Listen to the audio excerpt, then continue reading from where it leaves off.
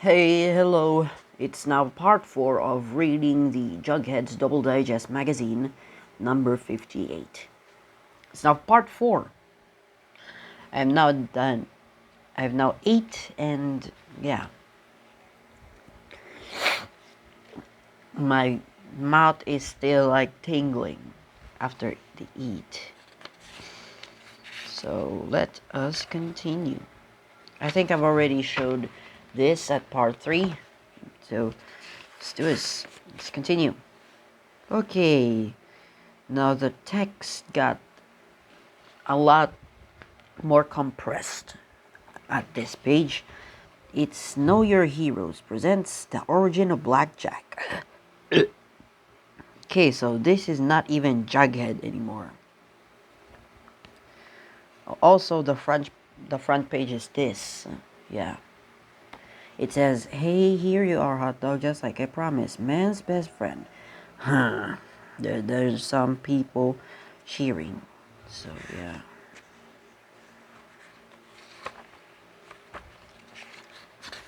Okay, let's read Know Your Heroes. Detective Jack Jones was quite a card. In fact, cards were his passion. Care for another round of blackjack, fellas? Count me out, Jack. Me too. I'd better take my chance with crooks. Though he was an ace at blackjack, Jack couldn't see there was a joker in the deck, namely Crooked Cop Baxter. Is that so? They say you can't cheat a cheater, you know. That's right, Baxter. You trying to tell us something? Ha ha ha. Better watch what I say, or Jack and Whitey might get wise to my gang.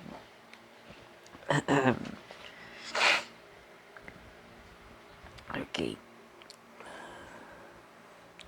When a bank heist goes awry, a wounded gangster tells the detectives where his fellow crooks are hiding.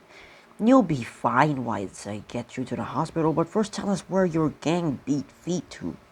Ouch. Okay, I'll tell you they're holed up in the old Larson mansion. Ignore him. I never met a hood I could trust. They're all liars. Sorry, Baxter, but it's our duty as officers of the law to follow all leads. Unfortunately, Jack learns the truth when Baxter's gang ambushes him at the mansion. "I should have known you were corrupt, Baxter. You always were partial to crooks. Looks like you're the worst lying hood ever." So Baxter was behind this. Jack is tossed into a hole in the wall, but before it's sealed up, Baxter hurls the ultimate insult. Well, Baxter hurls the ultimate insult. "Here's the jack of spades. See how much luck it brings you this time." But luck it did bring. Before the cement could harden, Jack was able to use the cards to create an air hole. "This may only be a temporary solution, but right now it's the only chance I've got." Luck was soon joined by fate as Sam Larson, who ran away from home 30 years ago.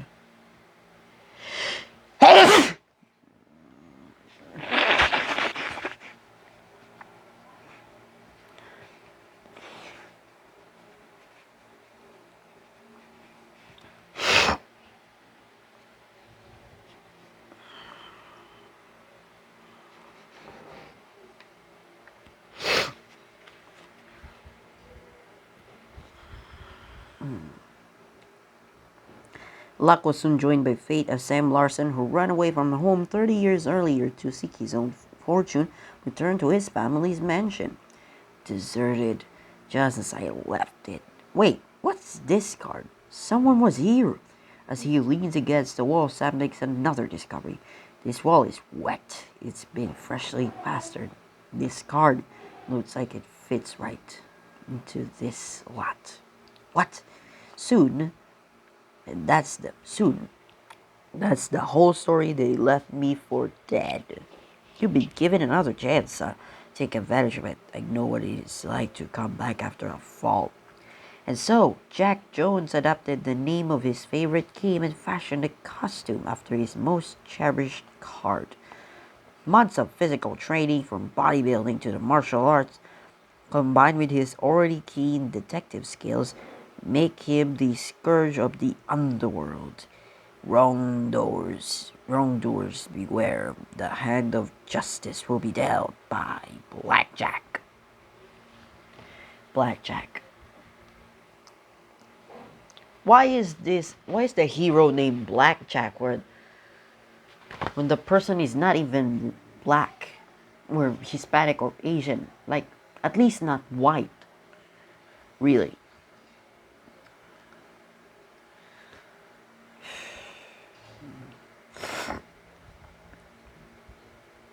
The, yeah. I now know why. Yeah. It, I now know how it can prove that it was published in 1999. Some subtle discrimination, just subtle. It's only a magazine, a comic book magazine, after all. But it's yeah, still. Do you know your local heroes as your parent or guardian to help you memorize important emergency phone numbers? I only know one, 911, and my mother's phone, which I will not say because she will probably get spammed. She'll probably get some butt dials. Like, you know, you don't know what a butt dial is, obviously. A butt dial is a dial where you record your fart during a call. That is what some 911 dealers, some 911 operators, some dispatchers have to deal with back in 2015. If they probably still deal with it today.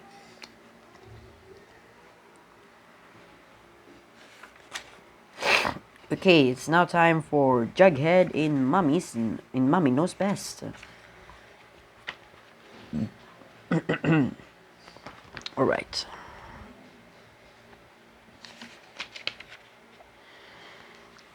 Jughead in Mummy Knows Best. Gee, I'm sure gonna miss being with everyone at the United Nations. How come I always get in trouble, Jughead? I don't know, Arch. You just have a flair for the expected. Oh, Jughead, may I see you for a moment? Sure, Professor Flute Snoot. See you later, Archie. Take your time. I'm not going anywhere. You're looking rather well today, Professor. Let's skip the levity, young man. This happens to be a rare and valuable Egyptian mummy case. I've been using it in my lecture series on ancient art. Ancient art. There we go. The lectures are finished and I have to return it to the art museum in New York. That's where you come in. It is. You can take it along on your field trip and deliver it to the museum. Get one of the boys to help you. Okay, be careful, Jughead. It is very valuable. Look at the workmanship. Even on the inside. Inside, don't worry, Professor. I'll take care of everything. Archie, guess what? You are going to New York after all. I am? We're gonna smuggle you on the bus inside Professor Flute Snoot's mummy case. Gosh, that sounds just wacky enough to work. When we get there, you keep low and Miss Grundy will never know the difference. Juggy, you're a genius. The coast is clear. Hop inside the case while I get Moose to help with the loading. Duh, how come Archie's in a mummy case, Jughead? I don't get it. You don't have to get it, Moose. All you have to do is lift it. Okay. That's why it's called Mummy Knows Best. And it's not spelled with an O, the mummy. Because it's not mommy, it's mummy. It's actually a literal mummy. Also, this wasn't available in the United Kingdom, so yeah. He's inside. Let's go. Okay. Take it right out to the bus. It sure is heavy with Archie in there. Where are you going, boys? We are delivering this mummy case to New York for Professor Flute Snoot. Oh, Professor Flute Snoot. Flute? Really? To New York for Professor Flute Snoot. Professor Flute Snoot. Alright. Tisk, tisk. Flute Snoot has it all wrong. It's supposed to go to Juneau, Alaska.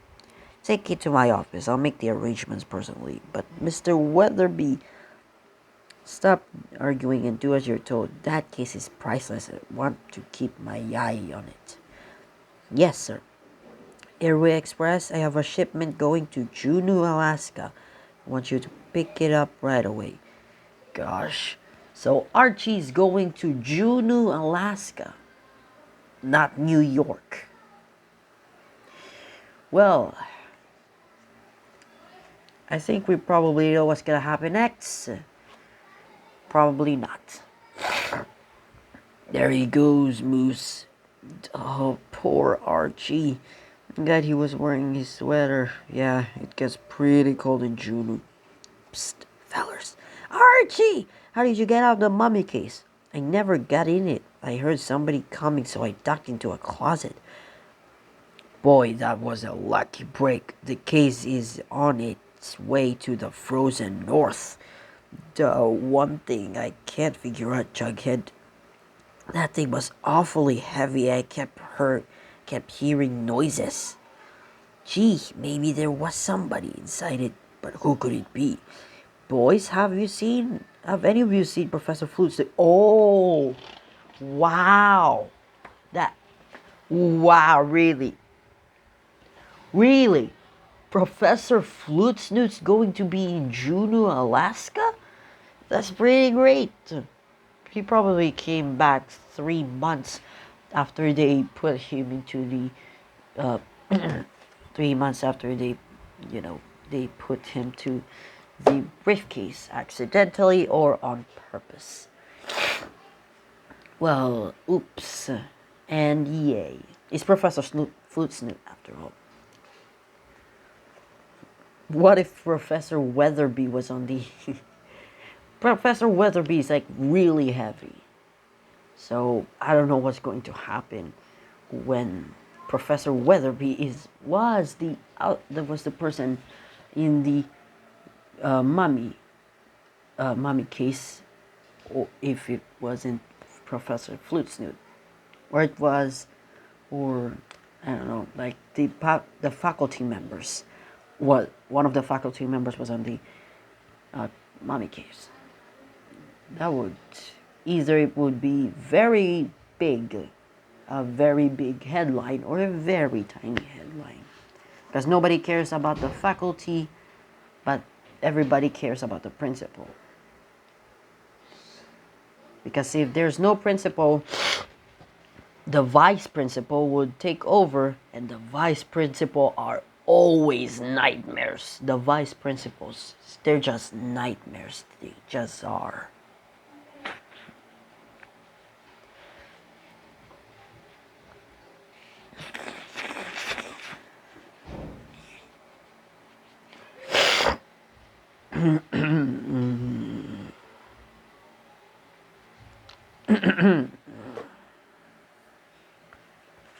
Okay, there's Wi-Fi here now.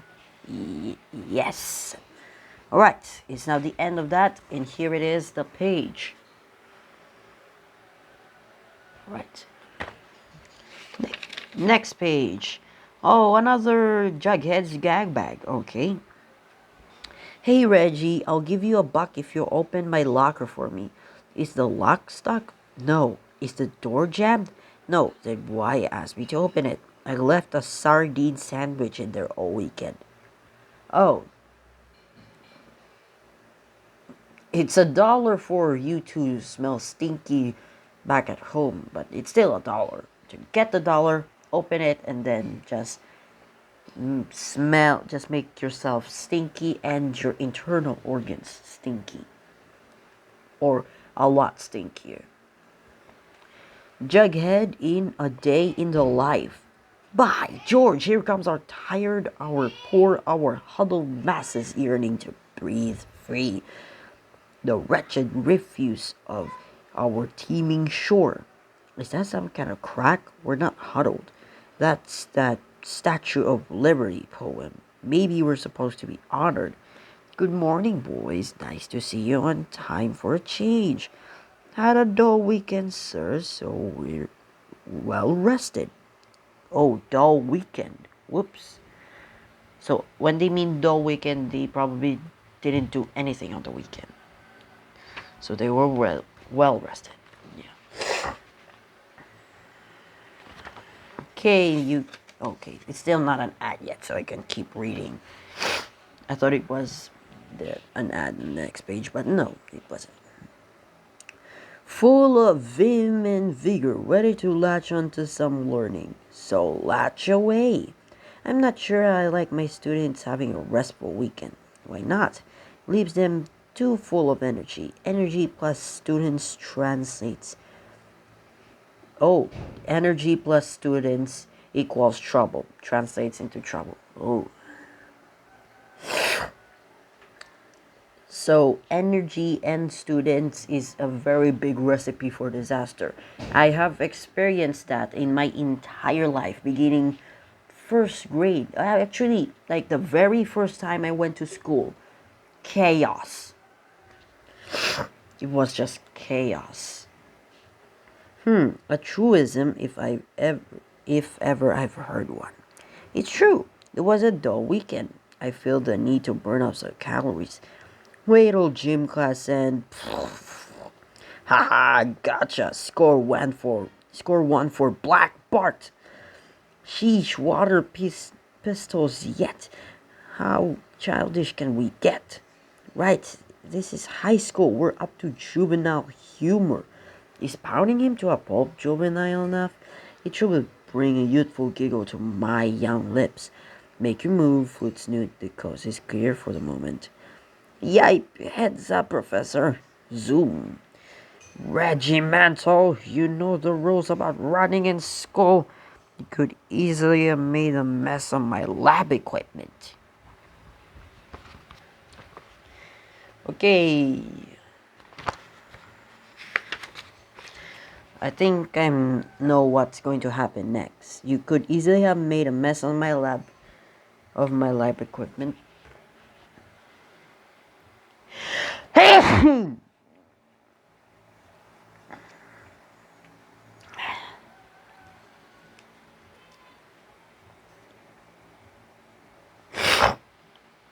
And then oops, double oops, yeah, one. I knew it.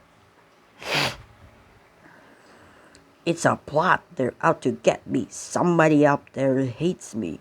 Everyone hates you, Professor Flute Snoot. Let's get out of here before we realize who creamed them. This is another one we owe Reggie. Yaha, beautiful. I heard that scream. They must have bowed over old Flute Snoot. Eep, yipe, slam. Midge, baby, are you hurt? I'll let you know when the pain goes away. Oh, so this is Midge. Alright. Oh my, he ran into Moose's girl. Step back, we don't want to be in this flight path. Wouldn't think of it. WAP. WAP.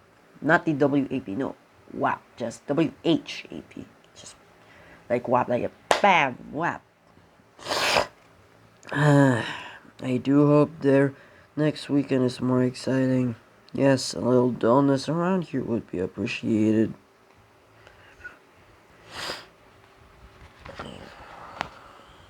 It's the end of the story. Right. Oh, 12:30. Okay. Oh, it's actually not an ad on this next one. It's actually both another Know Your Heroes and an editor's notebook. Know Your Heroes presents the origin of the comet. Okay. On a sunny afternoon, Barry and Sasha enjoyed their favorite comic books. The comet rose. Sasha, did I tell you his origin? No, please tell me, Barry. John Dickering was a top scientist experimenting with an elixir that granted him special powers. His eyes became laser beams. His body could become lighter than air, enabling him to fly to amazing heights. Isn't he the coolest, sis? He went on to use his powers to fight all kinds of bad guys. I wish I had an elixir that could turn me into a hero. I think I've got what you're looking for, Junior. Oh, Barry, I'm scared. As fate would have it, the comet was patrolling the neighborhood from above and swooped down to save the children from the predators. The comet, you're real. I want to be like you. You don't need superpowers. You don't need superpowers to be a hero. You just need to do the right thing. And the right thing is to say no to drugs. This really this I thought this was about child safety. Why did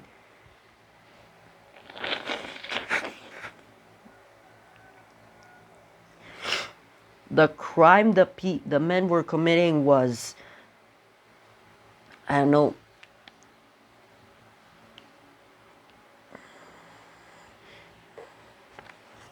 the crime that the men were committing was sexual harassment.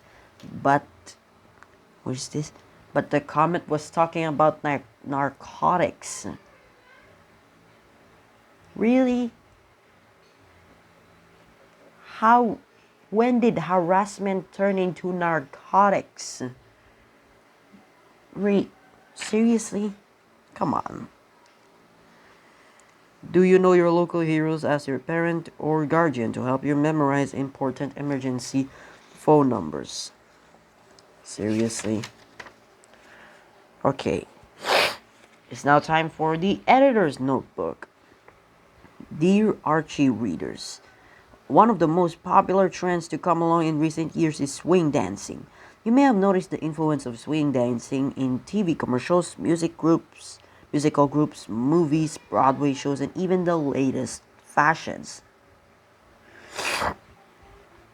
Okay, 22 minutes, alright.